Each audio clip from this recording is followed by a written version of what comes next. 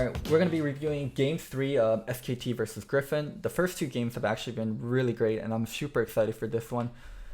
Game 1 was SKT getting a lot of early game leads and snowballing it really well. And Game 2 was Griffin just executing really well in team fights and showing what they're really known for. Like godly team fighting even when they're behind. Alright, let's speed up the draft and let's get started. So SKT has been consistently banning out Galio throughout the series. Galio plus Jarvan and Galio plus some of the engagers that Griffin has played has been one of their bread and butter, so SKT respecting that and not letting them having it.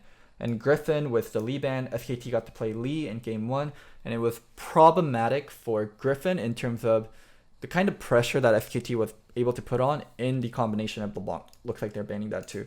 So Griffin's a team that's just very, very respectful of the teams they play. They don't go, holy shit, this is a team we can beat. Like, we don't need to ban these things. Like, they play respectfully. Whenever a team comes prepped with a strategy, they're like, we're not going to let you play that strategy. It is something you're good at. They're not cocky for being undefeated. And that's one of the reasons they're undefeated. They don't play cocky. Aatrox's another pick that SKT played earlier and that they did well on, so they're banning that out. Olaf and Vlad, these are just core Griffin picks that they've been good on, and that's why SKT is banning it. So all the bans are mostly towards things that the other team has shown and that they're strong on. The only thing that we can really talk about that is a priority pick that a team banned has been Galio. SKT leading with Jace. Jace super flexible, can go mid or top. Khan, a great Jace player. Very understandable why they picked this. Kalista, something Griffin played last game. With SKT not running that much CC in their comps, I guess they feel comfortable with Kalista. And Kalista is also a very, very strong team fighting champion, so no surprise out of...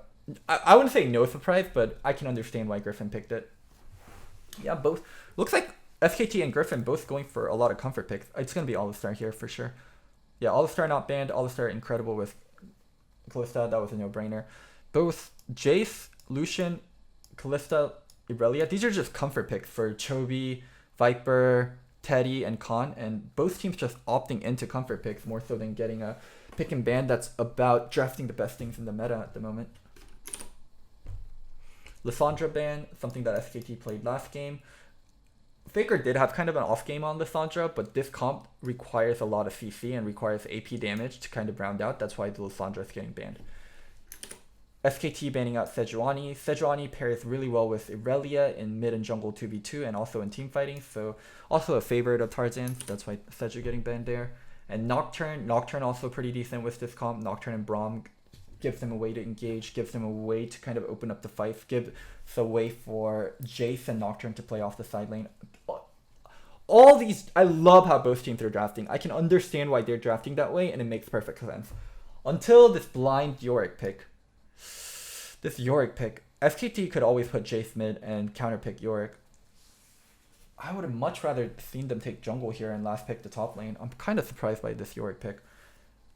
And SKT finishing up with Azir and Zac. Azir versus Irelia, I understand. Azir versus All-Star, I understand. But I don't understand the Zac pick. Whenever you have to play Zac versus an All-Star, it's so frustrating. I never want to play a Zac versus an All-Star. I'm kind of surprised by the All-Star pick.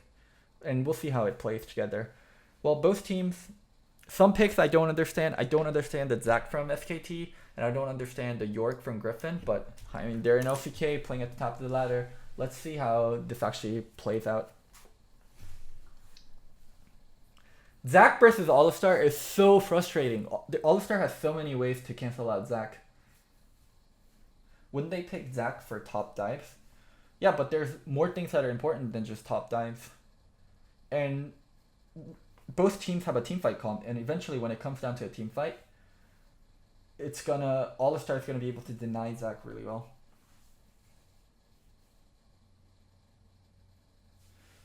Also, let me put on a jacket real quick.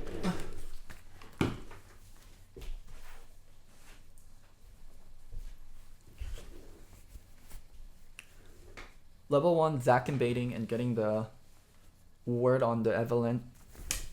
So Zacs do this because, I mean, one, you have a Jace on your team, so you're able to push out level 1. and be more aggressive with wars.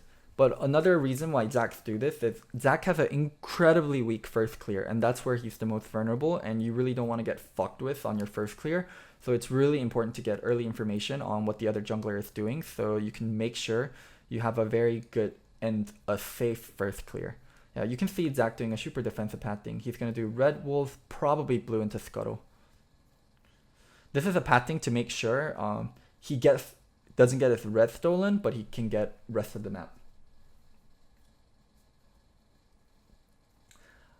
I agree Zack is good versus Kalista in teamfights. It's just All-Star makes it so hard to function as Zack. Whenever people have champions like All-Star or Janna, it makes Zack life incredibly hard. And also there were better champions, like there were other champions that they could have taken. It's not like Zack was the only jungler up. Rek'Sai, Jarvan, Elise. There's just a lot of options. Alright.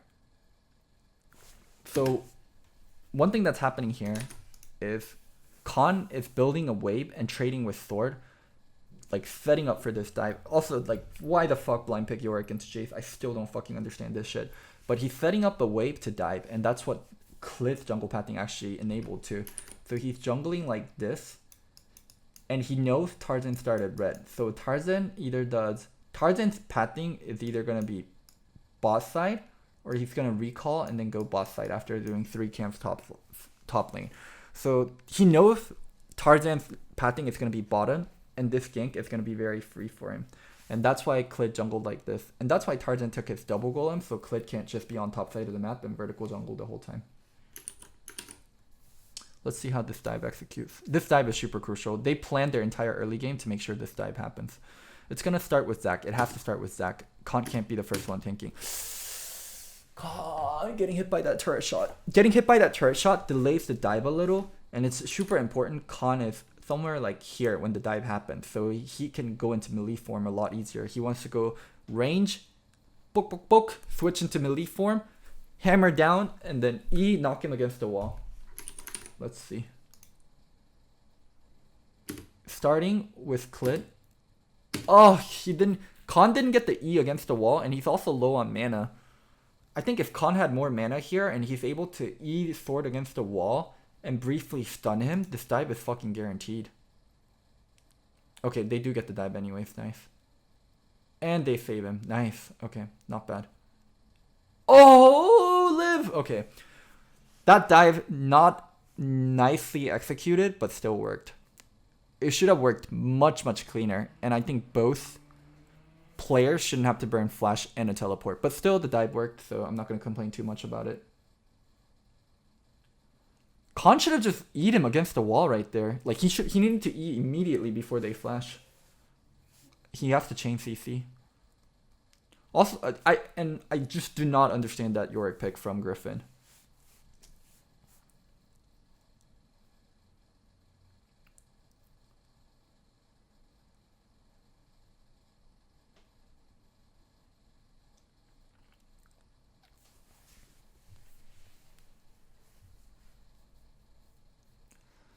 Now, if possible, SKT wants to continuously dive top and continuously pressure the Yorick.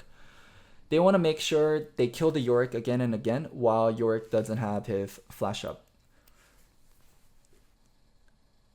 Let's see. We're going to get around to it later, but it's going to come with Clit hitting level 6, Clit getting his passive up, and Khan building up multiple waves. I didn't get to talk at all about Tarzan and his pathing. What Tarzan did was he did a very efficient pathing, and then now, yeah, he's getting to invade on the red because his bot lane has priority, his mid lane has prio, while Faker backs. Tarzan did a super efficient pathing that allows him to hit level 6.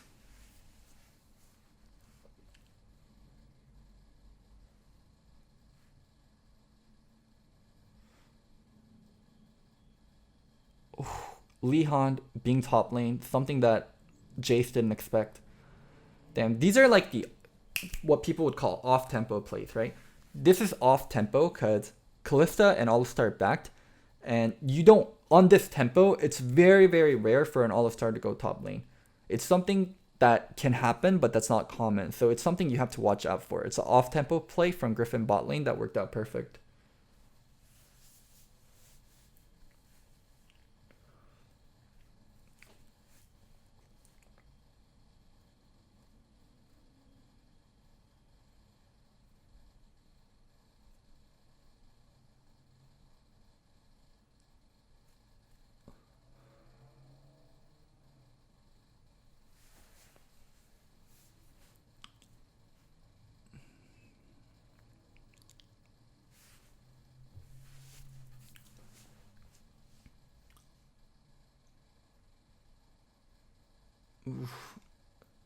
The bot lane 2v2 SKT side has to be really careful. They have so many ways of opening it up. And Khan's starting to lose in the one. Khan cannot lose this 1v1. The Jace versus Yorick matchup, it's important Khan stays ahead. That one death was bad, but even then, it's still so important he stays ahead.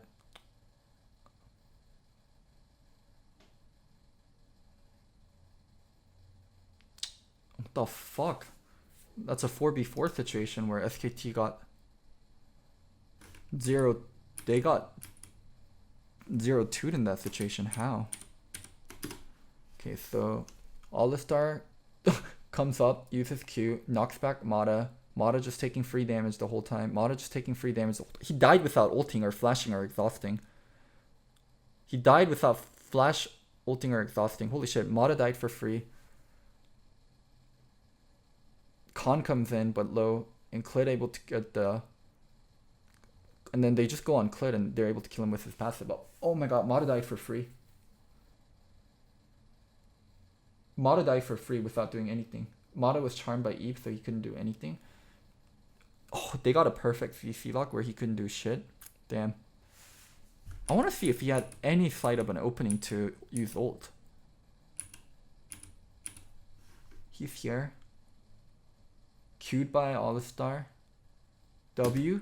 Here, he's not charmed by Evelyn yet. Look. He's not charmed by Evelyn yet. He's walking around. He's literally walking around without ulting. When Zac is right here. Like right now he's walking around. He's not stunned yet. And he can just ult. He can ult, he can use exhaust, he can use flash. He has to use his defensive tools to force Griffin to commit into him deeper. But he's not doing any of that. He just died without doing anything. I mean, even if he flash exhaust ult, they would still lose the fight. They would still lose the fight, but it won't be 2-0. This became 2-0 because they were so easily able to kill Mata without Mata doing anything. That's the big problem there, with Mata not using anything.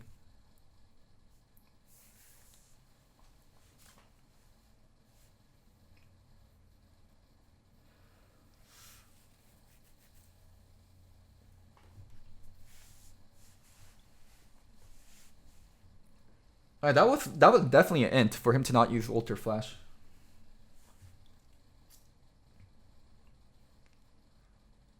Just use... Oh, man, just use ult there.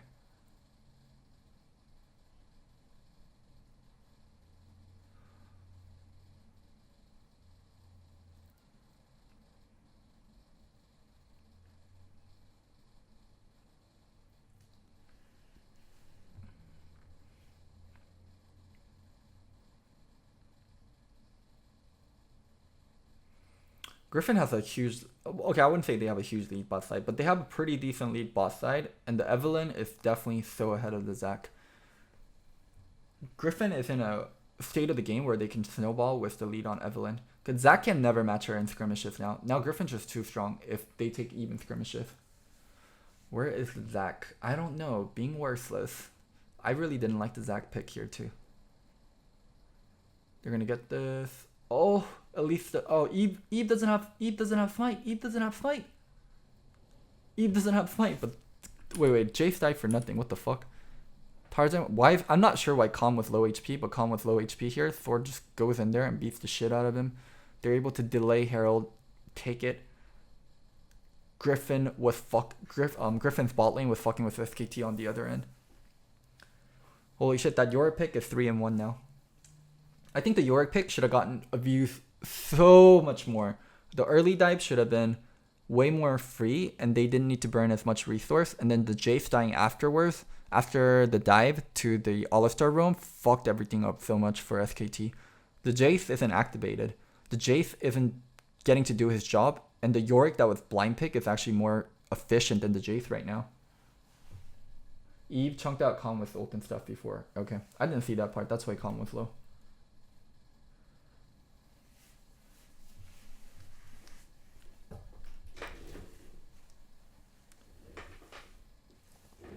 That was so bad though. Ugh, this Jace pick tilting me.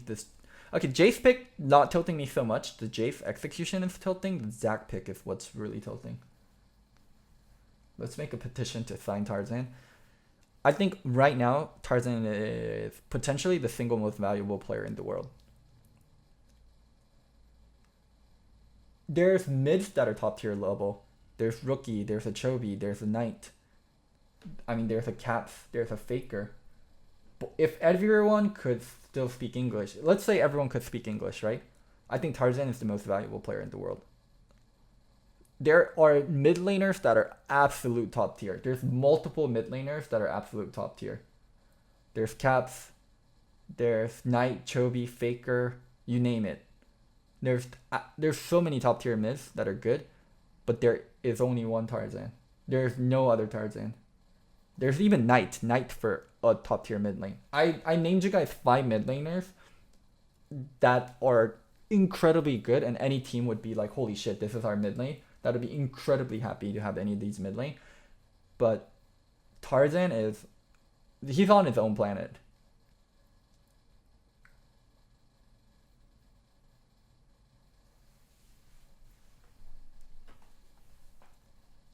How did this happen?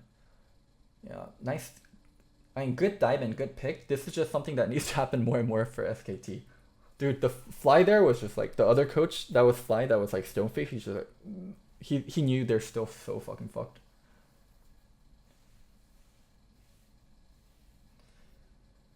Caps would get destroyed by Rookie and Knight. Okay, we don't have to make this discussion about Caps versus Eastern mids. I'm just saying there's a lot of top tier mids that are looking insane, but there is only one Tarzan.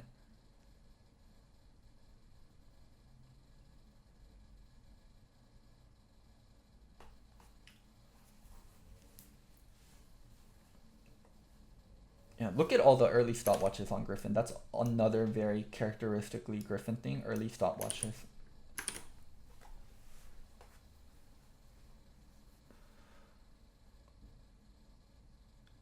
Irelia would send early. She can never be versus the Jace though, because she got Withend.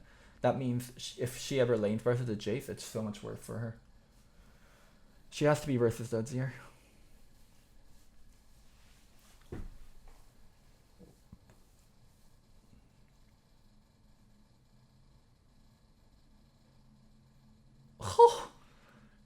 Letting them, man, Tarzan, you so good, dude. Wait here, get the charm, wait for the flash, flashy, get the Jace. Beautiful.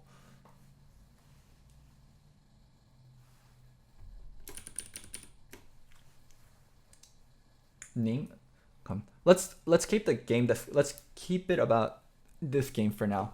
I'm sorry I mentioned other players and now people are having a discussion about who the better jungler or the better mid is. I'm just saying a lot of great players out there, but Tarzan is on his own planet.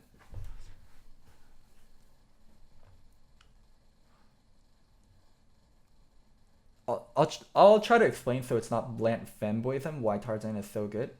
Tarzan has one of the best pathing in the world, if not best. His pathing level is someone like Reignover early game. Reignover is someone with incredibly good pathing that suffer from other weaknesses. So he has just absolute top tier pathing.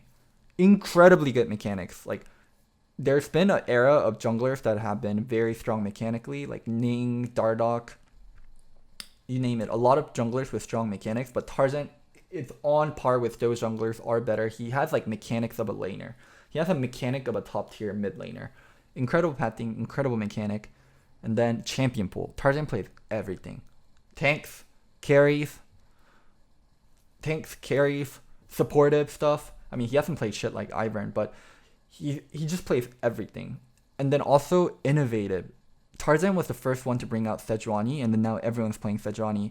Tarzan was the first one to bring out Olaf with Redemption. Now everyone's playing Olaf with Redemption. He's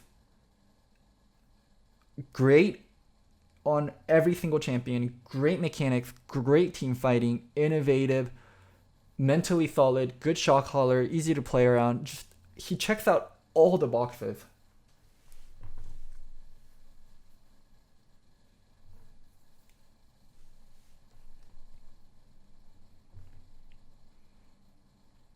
And he got a lot of the picks off on the side laners this game and doing a great job with Evelynn. So, like, oh shit. Okay, Teddy able to flash out. So there are players that can play Evelynn like Tarzan, but Tarzan plays every champion at this level. That's what's so crazy. And he plays the champion like correctly, and he plays to the champion's win condition and what makes the champion good every single time.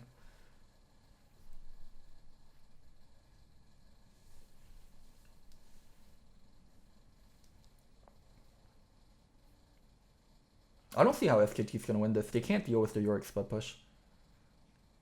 Yorick's able to split push better than Jace, and Yorick's able to pressure the Jace actually. That's something that's super problematic for SKT. Yorick being able to pressure the Jace, and also not just that, you don't see Evelynn on the map. So whenever Evelynn's not on the map, you don't know if they're near Baron or if Evelynn's behind Yorick to kill the Jace. Because Khan already died to Evelynn being bot side once. It's very scary for Khan to play like... Oh man, Khan gets to engage on Teddy. Oh! Holy shit. That kill on Viper. Okay, return kill on Teddy. Khan dies. Or not Khan, Tarzan dies. Whoa, whoa, whoa, whoa! This game, what the fuck? This team fight. It starts with Tarzan starting on Teddy and then Teddy jumping out. Tarzan flashes, able to get the charm. Teddy barely alive. Teddy barely alive. Teddy barely alive. Killed before Kalista can actually finish him off. Now, rest of Griffin committed too deep. They killed Clid, but Clid has his passive. And then Tarzan getting finished off. And Sword coming in way too late. Whoa, whoa. Then, Teddy living there with like half HP was so crucial. Like, he had half of a HP. He had 0.5 HP. Holy fuck, that was so crucial. Let's see if Chovy's able to save this game. Chovy. Not able to get Baron. They're not able to prevent SKT from having Baron. Damn, SKT having Baron's pretty big now. SKT can get... So, why it's so huge is... I'll explain after this team fight. Oh my fucking god, Teddy living here. Fucking Mata getting that shield barely on Teddy and Teddy lived. I'll explain why SKT having Baron here is so fucking important. And why it's so big. So before this Baron, SKT had 0 turrets. This is their first turret that they took. Yeah, they had 0 turrets, and now they're going to be able to catch up in gold a lot. There's going to be a super strong Baron power play because they're going to be able to get multiple turrets. Because they were down 0, they had 0 turrets, and they're going to be able to go across the map and get multiple turrets. They're going to catch up so much in terms of global gold. This is a huge comeback Baron.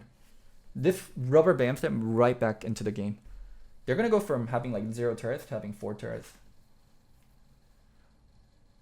Griffin doing a good job of replying on the other side of the map and not just letting SKT freely get stuff. They got the second tier turret top and they forced the Jace to back off. Yeah, SKT got 4 turrets off that Baron power play.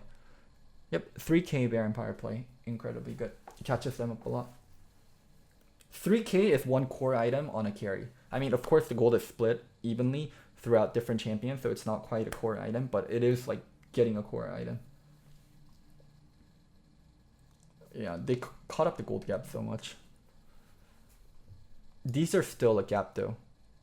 Dragons, think of each dragon as something like, probably something like 1k to 1.5k. That's like the dragon's gold value. So 4 dragons is about 5k gold. Griffin is still has 5k gold on top of SKT. It's not combat stats, but movement speed is still a stat, and it's a stat that's important. Griffin doing a good job of split pushing and not just taking the straight on team fight. It's very hard to take a straight up team fight on the Azir, Lucian, Braum when they're grouped and forcing SKT to spread out a little. Jace teleporting in there. Wait, did Jace lose the 1v1? Wait, Jace lost the 1v1? Oh, he had to back. He got chunked and he had to back. Holy shit. Oh my god. Oh my fucking god. SKT won the top side fight though. Wait. This game's over. SKT won. Oh wait, what the fuck? They're running.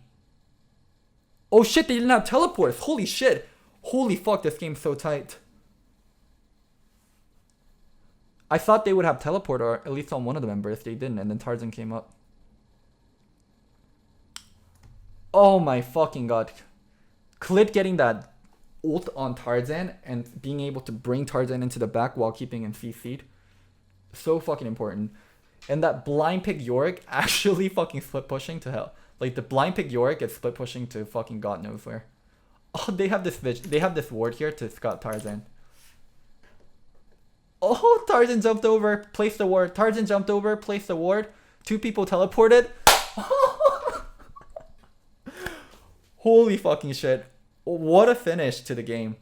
Griffin was at a point where they can't teamfight anymore, so they had to backdoor or split push to the win. And Tarzan actually got it off. This is what I mean though. Tarzan is so fucking intelligent. They know they can't teamfight to win anymore. And they play to their win condition perfectly. Mad props to Griffin. What a fucking great team. They're not just mechanically good. They just don't... And they're not just a great teamfight team. They're also so fucking intelligent. Like, usually when you have teams, you have a really great teamfight team, but they're really bad at a lot of stuff. So, like Team Liquid, they're a really great teamfight team, but they lack a lot of things. Griffin, they're great at split push. They're great at early game. They're all mechanically really good. They're not also cocky. They're just also all on the same page. Can we give some props to SKT as well? I mean, this series was really, really close. Of course, like, mad props to SKT also. The fact that you can get a team like Griffin and you take them to game 3 and the game is nail-biting close means SKT is also a really strong team. I'm praising Griffin for all the things they did well because they played incredibly well this game, and I do want to praise them for that. Yeah, they played well. Like, nothing to take away from SKT, but Griffin is also just so incredibly strong.